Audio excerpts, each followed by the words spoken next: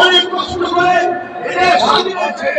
হাজারো মুসলমান, হাজারো হিন্দু, হাজারো আদিবাসী, হাজারো দলিত, হাজারো শিখ, পাঞ্জাবিদের রক্তে বিনিময়ে এদের স্বাধীন হয়েছে।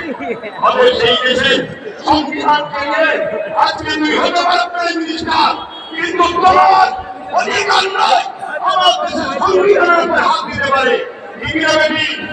এখানে একটা ছোট্ট কথা বলবো, আজ কালী পূজাই করে করে সুলতানি হিন্দের দরবারে যান আপনারা, কি বলে জানতো নাকি? ছোট বড় এই সব থেকে